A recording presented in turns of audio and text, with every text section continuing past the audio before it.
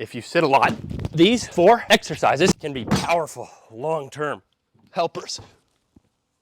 Number 1 is the lost art of the pullover. Even rounded benches used to be common.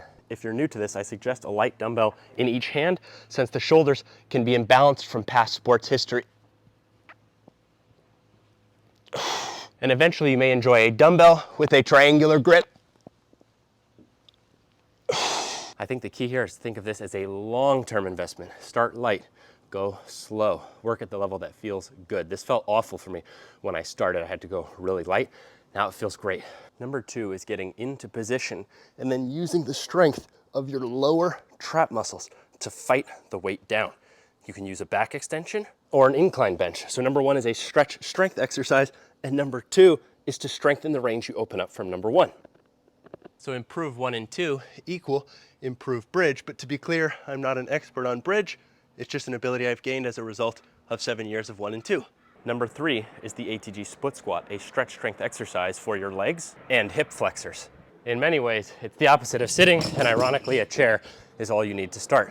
A stairwell works great to progress, and I made a mobility box because I think mobility deserves user-friendliness and measurement in gyms. The strength progresses from assisted to unassisted to loaded, while the mobility progresses from front foot elevated to flat ground to back foot elevated. Your strength and flexibility may start at different levels, and there's no pressure how far you progress each one. 10 years ago, my knees had to start elevated and assisted. Now I jump right in, back foot elevated, and gradually load each set. Meanwhile, my mom always starts elevated and gradually works down using just her body weight. You can even start by mastering the position before you add motion. And the last note is that your heel can lift. This simply emphasizes the knee a bit more than the hip. A flat ground, heel elevated, unassisted ATG split squat is a fantastic baseline goal, and eventually I like to add in the heel down version.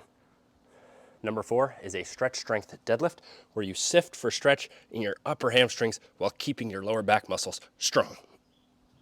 Improve 3 and 4 equal improved front splits, but I'm not an expert on front split.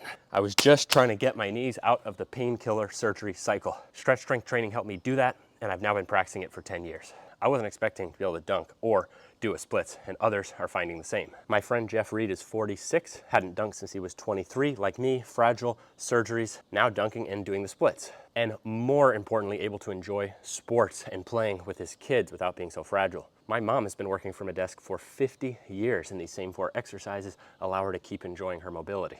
So it seems to me this marriage of strength and yoga is a gem for longevity, and these 4 exercises are a powerful combination to balance out sitting. And you can work on these 4 qualities right now with 0 equipment. The pullover can be done with just a wall.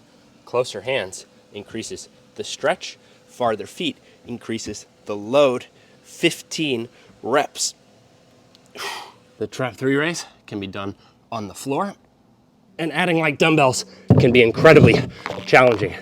15 reps. The split squat, of course, you can start with a chair and progress with stairs. 30-second hold on each side.